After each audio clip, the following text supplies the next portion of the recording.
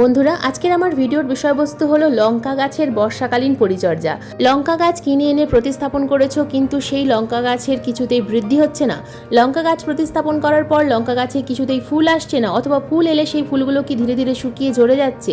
লঙ্কা গাছে যদি ফুল না আসে, যদিও বা ফুল আসে, সেই ফুল থেকে কিভাবে ফলে কনভার্ট হবে, কিভাবে আমরা এই গাছের গ্রোথ বাড়াবো, কিভাবে এই গাছে প্রচুর পরিমাণে লঙ্কা হবে, জানতে হলে আজকের এই ভিডিওটা সম্পূর্ণ মনোযোগ দিয়ে দেখতে হবে। কারণ আজকের এই ভিডিওতে দেখাবো লঙ্কা গাছের সম্পূর্ণ পরিচর্যা।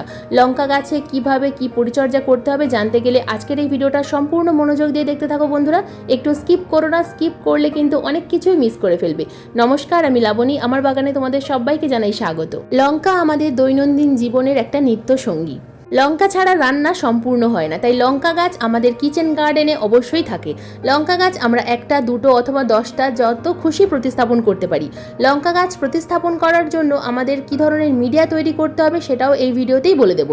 কারণ মাটিটাই হলো আসল। লঙ্কা গাছ যদি আমরা সঠিক মাটিতে প্রতিস্থাপন করতে না পারি, তাহলে সেই গাছের ভালো গ্রোথ হবে না, আর গ্রোথ হলেও সেই গাছে ফুল আসবে না, আর ফুল এলেও সেই ফুলগুলো হঠাৎ করে শুকিয়ে ঝরে যাবে। বন্ধুরা, এবার আসি লঙ্কা গাছে ফুল আসার পর সেই ফুলগুলো কেন হঠাৎ করে কালো হয়ে শুকিয়ে ঝরে যায়। এর বিভিন্ন কারণ রয়েছে। লঙ্কা গাছে ফুল আসার পর যদি অতিরিক্ত রোদ্দুরের মধ্যে গাছ থাকে, তাহলে অনেক সময় রোদ্দুরে ফুল শুকিয়ে ঝরে পড়ে। আবার যদি অতিরিক্ত বর্ষার বৃষ্টির মধ্যে আমরা লঙ্কা গাছ রেখে দিই, তাহলে অনেক সময় ফুল পচে গিয়ে শুকিয়ে ঝরে যায়। আর সব থেকে বড় কারণ হলো টবের লঙ্কা গাছে অথবা জমির লঙ্কা গাছে যদি পরাগ মিলন ঠিকঠাক না হয়, তাহলেও কিন্তু লঙ্কার ফুল শুকিয়ে ঝরে পড়ে। তাই যে কোনো লঙ্কা গাছ প্রতিস্থাপন করলে তার আশেপাশে ফুলের গাছ প্রতিস্থাপন করবে। যেমন এই বর্ষাকালে তোমরা ল্যান্টেনা গাছ প্রতিস্থাপন করতে পারো, পেন্টাস গাছ প্রতিস্থাপন করতে পারো। যে গাছে সবথেকে বেশি প্রজাপতি আসে সেই গাছের পাশে সবসময় লঙ্কা গাছ রাখার চেষ্টা করবে। এরপর আসি লঙ্কা গাছের প্রতিস্থাপনের কথায়। বন্ধুরা, একটা ভালো লঙ্কা গাছ তোমরা কিনে আনবে নার্সারি থেকে, অথবা বীজ থেকে চারা তৈরি করতে পারো। ভালো মানের বীজ নার্সারি থেকে কিনে এনে কোকোপিটের মধ্যে যদি রেখে দাও, তাহলে কয়েকদিনের মধ্যেই চারা তৈরি হয়ে যাবে। তো এবার আসি মাটি তৈরির কথায়।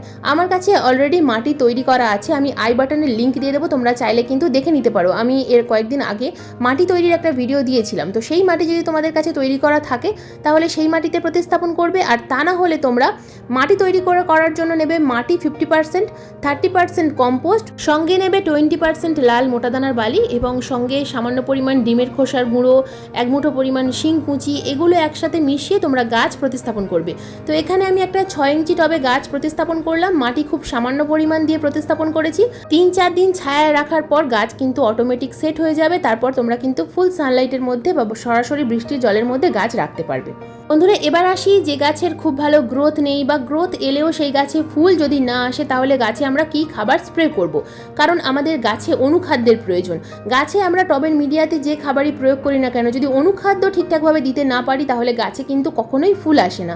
তো আমি বলবো যে কোনো ভালো কোম্পানির সিউইড এক্সট্রাক্ট তোমরা গাছে স্প্রে করতে পারো।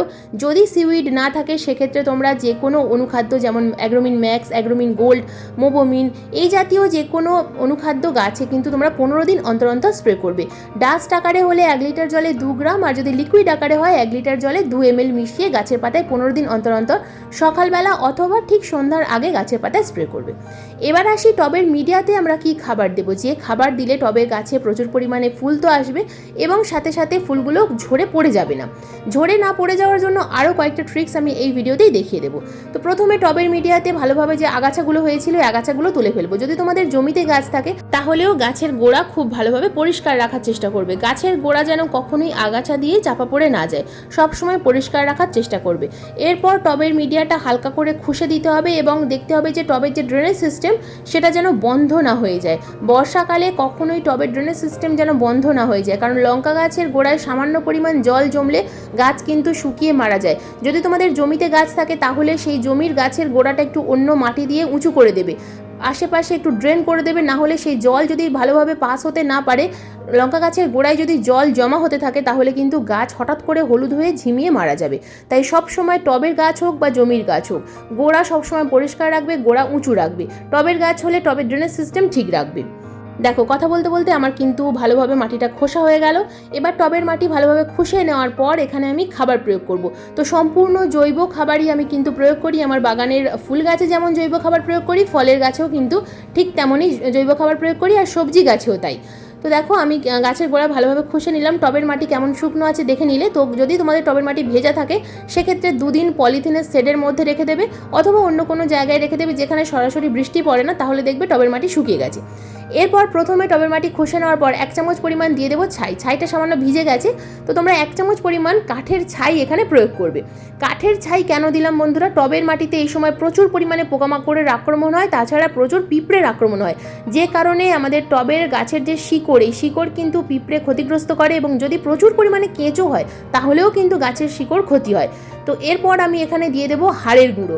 বন্ধুরা হাড়ের গুঁড়োতে আছে ক্যালসিয়াম, ফসফরাস। এই ক্যালসিয়াম এবং ফসফরাসের অভাব হলে গাছে যেমন ফুল আসে না, ঠিক তেমনই কিন্তু ফুলগুলো হঠাৎ করে ঝরে যায় ক্যালসিয়ামের অভাবে।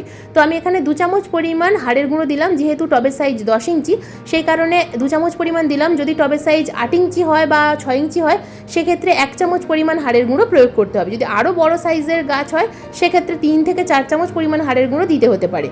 তো এরপর আমরা দেব কলার খোসার গুঁড়ো। বন্ধুরা পটাশিয়াম সমৃদ্ধ খাবার এই কলার খোসার গুঁড়ো। এই কলার খোসার গুঁড়োর থেকে ভালো জৈব পটাশ কিন্তু আর একটাও হয় না। কলার খোসার গুঁড়ো অনলাইনে অ্যাভেলেবেল আছে, তোমরা চাইলে বাই করতে পারো। আমি ডেসক্রিপশন বক্সে প্রত্যেকটা জিনিসের লিঙ্ক দিয়ে দেবো।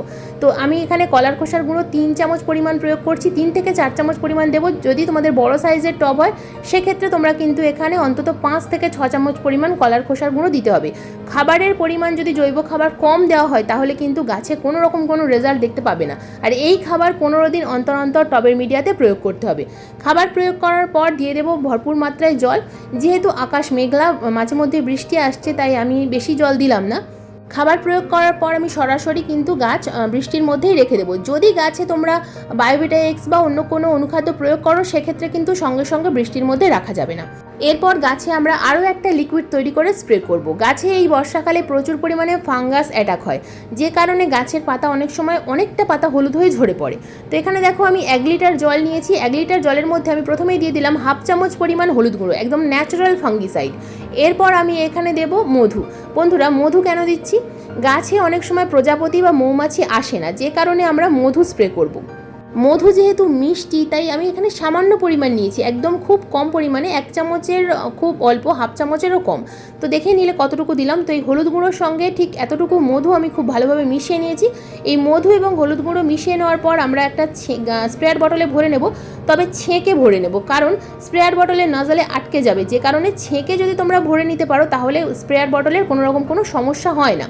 তো আমরা এটাকে ছেঁকে নেব, ছেঁকে গাছে স্প্রে করব। মধু কেন দিচ্ছি বন্ধুরা, টবের আশেপাশে আমরা ফুল গাছ তো বসাবো, কিন্তু তাও যদি তোমাদের গাছে প্রজাপতি বা মৌমাছি না আসে তাহলে এই মধু স্প্রে করার ফলে গাছে প্রচুর পরিমাণে প্রজাপতি বা মৌমাছি আসবে এবং পরাগ মিলন হবে, যার ফলে গাছের কোনো ফুল আর ঝরে পড়বে না, প্রত্যেকটা ফুল কিন্তু লঙ্কায় পরিণত হবে। আর হলুদ গুঁড়ো কেন দিলাম, যেহেতু গাছে ফুল এসে গেছে তাই আমি কিন্তু কোনোরকমভাবে কোনো রাসায়নিক ফার্টিলাইজার বা রাসায়নিক পেস্টিসাইড বা রাসায়নিক ফাঙ্গিসাইড স্প্রে করার কথা বলবো না, কারণ রাসায়নিক কোনো কিছু স্প্রে করলে ফুল অটোমেটিক ঝরে যাবে। তাই সব সময় ফুল আসার পরে যদি জৈব উপায়ে গাছের পরিচর্যা করতে পারো, গাছে প্রচুর পরিমাণে ফুল যেমন আসবে তেমন গাছের খুব ভালো গ্রোথ হবে। তো আমার গাছটা তোমরা লক্ষ্যই করতে পারছো 10 ইঞ্চি টবে কত বড় গাছের সাইজ হয়েছে এবং প্রত্যেকটা ফুল ফলে কনভার্ট হচ্ছে। তোমরা খুব ভালোভাবে লক্ষ্য করলে কিন্তু বুঝতে পারবে। আর যে পাতাগুলো ফাঙ্গাস লেগে গেছে, যেমন এখানে এই যে হলুদ পাতাটা দেখতে পাচ্ছ, এই পাতায় ফাঙ্গাস লেগে গেছে, তো এইরকম পাতা কিন্তু আর ভালো হবে না। তো এই পাতাগুলোকে কি করতে হবে, আমাদেরকে তুলে গাছ থেকে ফেলে দিতে হবে। এরকম পাতা যদি তোমাদের গাছে অনেক থাকে তাহলে পাতাগুলোকে তুলে ফেলে দিতে হবে। আর যদি তোমাদের গাছ এখনো পর্যন্ত ঝোপালো না হয় তাহলে গাছ পিঞ্চিং করো।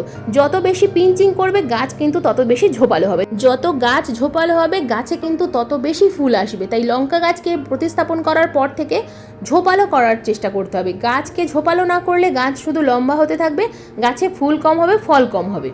তো বন্ধুরা তোমরা অনেকেই লঙ্কা গাছের পরিচর্যা নিয়ে আমাকে অনেক দিন থেকেই ভিডিও দিতে বলছিলে, তো আমি ঠিকমতো সময় পাচ্ছিলাম না, তো আজকের এই ভিডিওটা দিয়ে দিলাম। তোমরা এইভাবে পরিচর্যা করো, আশা করছি তোমাদের লঙ্কা গাছে প্রচুর পরিমাণে ফুল আসবে এবং প্রচুর পরিমাণে ফল আসবে। যে খাবার দেখালাম এই খাবার 15 দিন অন্তর অন্তর একবার প্রয়োগ করবে। খাবার দেওয়ার একই দিনে তোমরা অনুখাদ্য স্প্রে করবে। আর যে মধু আর হলুদ গুঁড়ো স্প্রে করা দেখালাম এটা প্রতি সপ্তাহে একবার করে স্প্রে করবে। বন্ধুরা এই ছিল আজকের আমার লঙ্কা গাছের পরিচর্যার ভিডিও। আজকের এই ভিডিও তোমাদের কেমন লাগলো অবশ্যই কমেন্ট করে জানাবে। যদি কোনো প্রশ্ন থাকে অবশ্যই কমেন্ট বক্সে কমেন্ট করবে, আমি যথাযথ উত্তর দেওয়ার চেষ্টা করব। আজকের এই ভিডিও ভালো লাগলে একটা লাইক করো, শেয়ার করো, হাইপ করো। চ্যানেলে নতুন বন্ধু হয়ে থাকলে চ্যানেলটিকে সাবস্ক্রাইব করে পাশে বেল আইকনটা প্রেস করে দিও এরকম নিত্য নতুন বাগান সংক্রান্ত ভিডিও দেখার জন্য। আজকের ভিডিওটা সম্পূর্ণ মনোযোগ দিয়ে দেখার জন্য তোমাদের সবাইকে জানাই অসংখ্য অসংখ্য ধন্যবাদ।